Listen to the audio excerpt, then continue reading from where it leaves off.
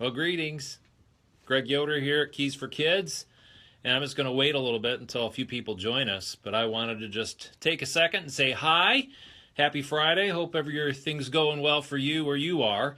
And it's great to be with you here on Facebook Live, here on Keys for Kids Ministries. So I'll just wait a little bit for people to join in, give them a chance to get in here. We're going to give you a chance to ask some questions. So if you have some questions, feel free to jot them down here on Facebook, and we'll pick out some of the best ones, and maybe there'll only be a few. I don't know. So if there's a lot, we'll try to filter some of them out and try and get them all collected into maybe one small area, or if there's just a few, we'll try and answer all of them. So if you have any questions, we'll do that. But before I get started with the thing that I really want to update you on is, first, there are probably a lot of you that don't know about Keys for Kids. And so let me just give you a little bit of history. We used to be known as Children's Bible Hour. Children's Bible Hour was created in 1942, and we've been on the air for a long time. You do the math, okay? I'm not going to do that live on the air right now. But we're excited about what's happened with Keys for Kids. Now it's been changed. The name was changed to Keys for Kids a couple of years ago. And Keys for Kids is definitely not the same animal it was, 40, 50 years ago. While we're still doing a lot of kids ministry programming, we're doing it a lot differently. Let me just tell you what we're currently doing today. Of course, many of you are familiar with our daily devotional. It's done in print, and we're really excited about the thousands of copies that we put out in print every single quarter. And many of you are receiving that. You probably hear it on the radio too. We have a Keys for Kids 4.5 and a Keys for Kids 60. And it's basically being able to tell you all of the devotional things that are happening in our daily Keys for Kids. And you can hear it actually on the radio or online. We also have a mobile app that you can download and take advantage of that. Not to mention keysforkids.net. It's a full-time radio station for kids that you can listen to on any mobile device, on your computers, etc. It's Christian kids radio, faith and fun 24/7. And your kids, or maybe the kids at heart, you can enjoy that too. Well, we're excited about what God's doing here. We're really excited about the fact that God is allowing us to do a lot of different things because of the technology that we have. Of course, you're watching me right now as I'm recording this on my cell phone. And we know that kids today are using probably your cell phone any chance they get. Mom, Dad, can I use your cell phone to do this, that, and the other thing? Well, we know that we need to be there, and we're working really hard to make sure that our mobile app is second to none. Right now, it's not, and we're working on that. But we're excited about the fact that we literally have 30,000 plus people that are using our mobile app to do their daily devotions, and we're really excited that God is maybe even opening doors to do some other things. We also started something new this summer called Keys for Camps. We started a pilot program getting as many keys for kids into the hands of summer campers here in Michigan just to see if it would work, and we hope to launch this program next summer to hundreds more.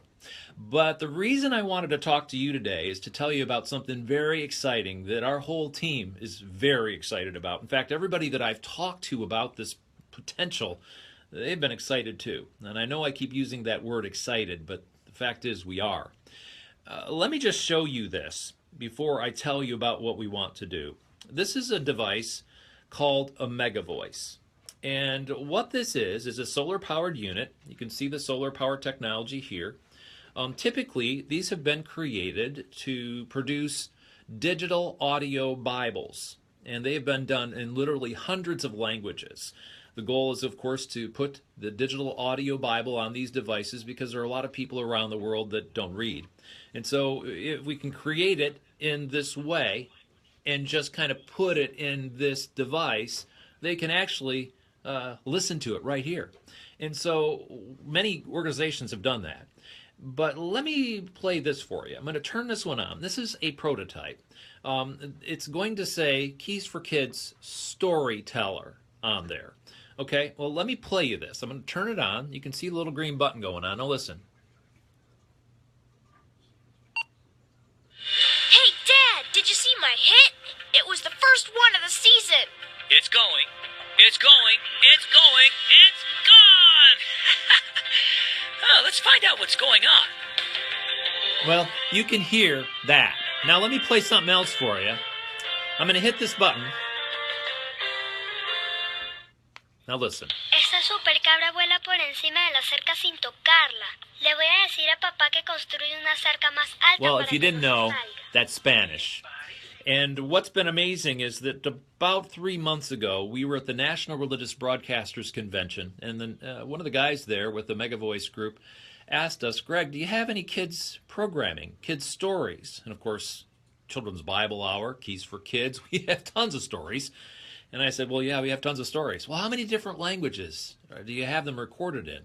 And so I started naming them: Spanish, Mandarin, Greek, Macedonian, Albanian, and we're working on another language. He said, well, what is that other language? And I said, well, Arabic. And let me just tell you a little bit of the backstory here. A little bit of the backstory is that when I came on board about a year ago, I found out that there was a doctor in Egypt who was translating the Keys for Kids devotional into Arabic. Wow. I mean, that floored me. We had no idea. We know that we've been translated into a number of different languages, but we didn't know Arabic. And so I said, well, we're working on Arabic. And he about came unglued. He said, Greg, I think I could get those into 22,000 people just like that. To which I said, wow, well, we don't have it in audio yet.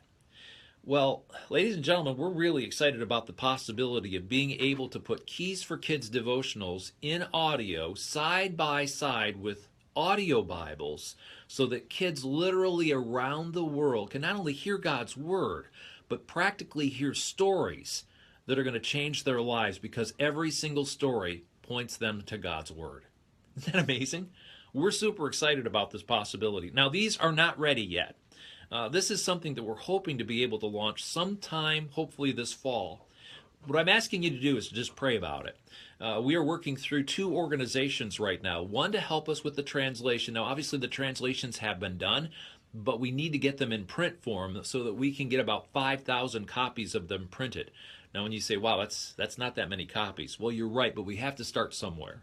So we're working on getting about 5,000 copies of the Arabic done so that Muslims literally around the world, especially Syrian refugees who are right now in desperate straits, wanting to know spiritual truth. And these kids are going to be able to find it potentially through these storyteller devices. Well, that's not to say we won't be able to reach out to Muslims here in the United States too. And so we're really excited about the possibilities of what God could do through these storyteller devices.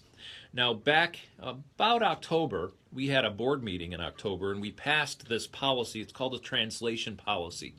And any organization that wants to translate Keys for Kids into another language is going to do it with this specific agreement of 1, providing it in text, 2, recording it in an audio form so that people can not only read it, but also listen to it, especially if they're non-readers. And so we're working on getting all of those done. 1, so that some of these organizations inside these countries can have a presence in their country and basically be the synergistic hub for children's ministry. But then also print them here in the United States so when short-term mission teams go anywhere in the world, if they go somewhere in the Muslims or in the Arabic-speaking world, they can take Keys for Kids and give them to kids in the Middle East. Or they go to China, they can take Keys for Kids into Mandarin, whether it be simplified or traditional. Or if they go to South America, they can take Keys for Kids into Spanish. And so we want to make those available. So while you're hearing Keys for Kids on the radio, whether it be through Down Gilead Lane, through keysforkids.net, or through our devotional material that you're either listening to or reading, we're now talking Keys for Kids International. And we certainly would love for you to be a part of that in any way you can. First of all, let me ask you to pray for it. We desperately need God's will to be in this. We have to have God's will. We can have all the ideas and all the plans that we want to have, but if it's not God's will, we're just barking up the trees, I think, and we don't want to do that. So pray that it's God's will. Secondly, that we can get the funding that we need to make this happen. And I know funding is minuscule. God doesn't have any problem with finding money. He doesn't have that problem. And so we're just asking that we would be able to get in front of the right people and that people would get excited, perhaps as you are, and to get involved in this project. And then thirdly, maybe you can actually distribute some of these things, whether it be going on a short-term mission trip, whether you're connected with a ministry of some kind, or maybe you're a part of a church that you'd like to be able to raise some significant funding to maybe take care of a language that's near and dear to you. So if you have any of those needs or can fill any of those needs, why not just give us a call? You can reach us toll free at 888-224-2324. That's 888-224-2324. And I know what you're saying. Greg, you're doing this thing with new media. Why are you giving a telephone number? You can go to our website too, keysforkids.org. You can go there and you can see all the things that we're doing. Or right here on our Facebook page, you can connect with us and we can directly link in with you. So I want to open it up for some questions. I haven't seen any come across, but if you have any questions, I'd be happy to answer any of them that you have. We've got about 17 or 18 people online right now, and obviously we'll be having a lot more that join us that can't actually join us live. But if you have any questions, I'd be happy to answer some of them for you. I think the biggest question that everybody has is when are we going to roll this out? It's going to be all in God's timing. Again, we hope to do it sometime in the fall, but we just don't know. It's one of those things that we still have a lot to do. We still have a little bit of negotiations to do with an organization that's going to help us with the printing part of it. But then we also have some negotiations to do with the organization that's going to help us record it. And both of those organizations are now talking with us. Now, some of the other languages we already are in process. The Greek and Macedonian, we have about 6 months worth. The Albanian, we have about a full year's worth, but we don't have them all in-house and at our disposal. We also don't have a memo of understanding with MegaVoice yet, sitting on my desk. Just got to sign it and make sure all the dots or the I's are dotted and the T's are crossed. So we're very, very close to that. Do you have any questions? I don't see any more. I'll give it one last shot. One more. Any questions out there? And if you don't have any, I'm going to call it quits for right now, and we'll probably do this again sometime on Friday. Oh, there are more questions. So, are there other devotionals or anything like that for kids in other languages? Yes, we do have devotionals in Spanish right now that are currently in print. We're actually going to reprint some of the Spanish, and we should have those in the next couple of months. So we've got about 6 months worth of Spanish devotionals that you could take on a short-term mission trip if you wanted to. How many stations is the classic CBH program on? That is a great question, and I do not know the number to that. Does anybody know the number to that?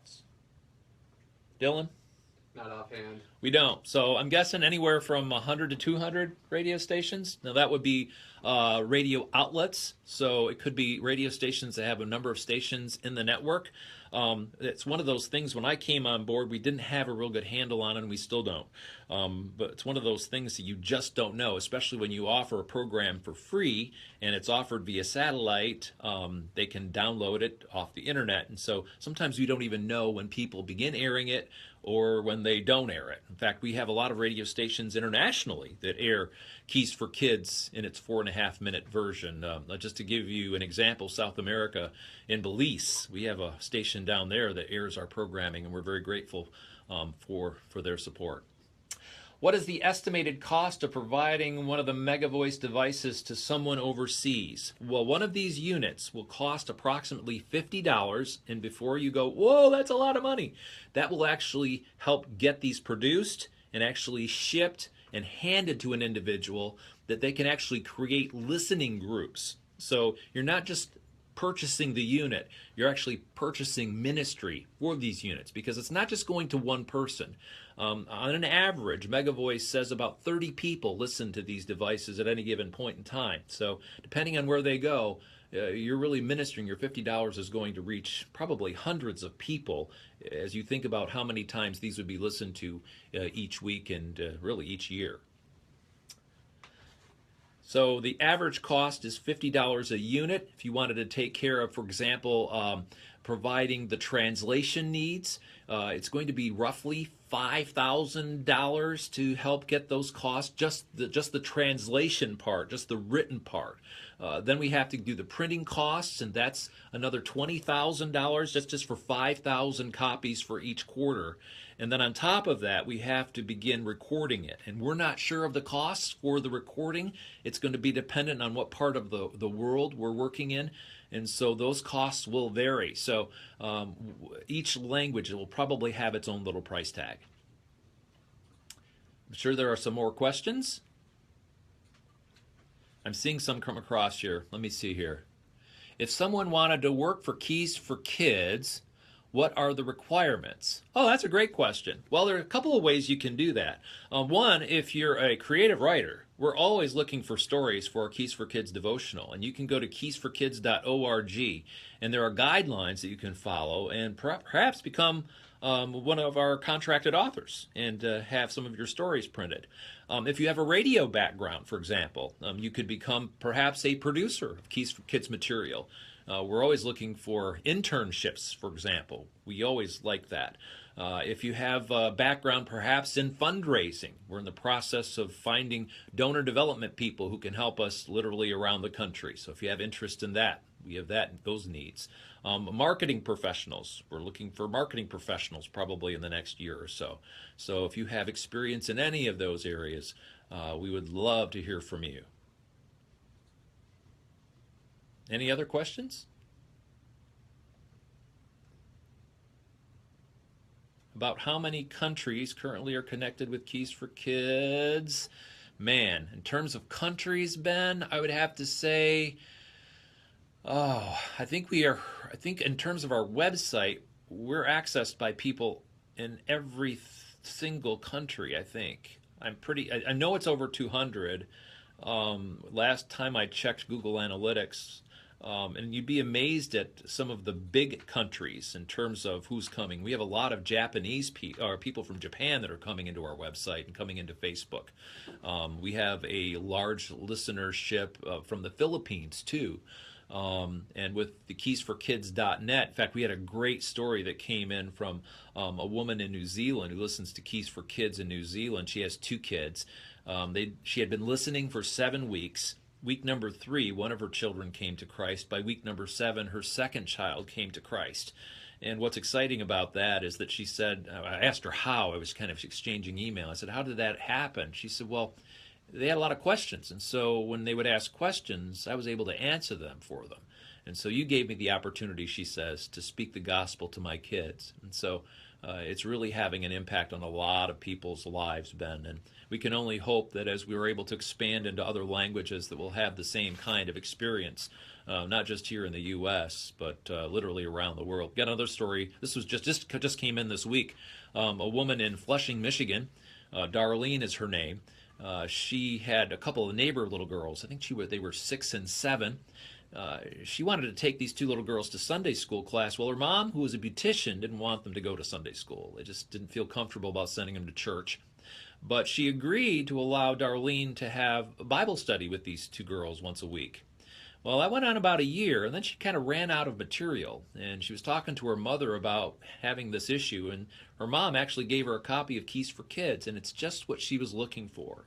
So for about the last year or so, Darlene's been using Keys for Kids to help these 2 little girls understand who God is. Long story short, these 2 little girls have come to Christ.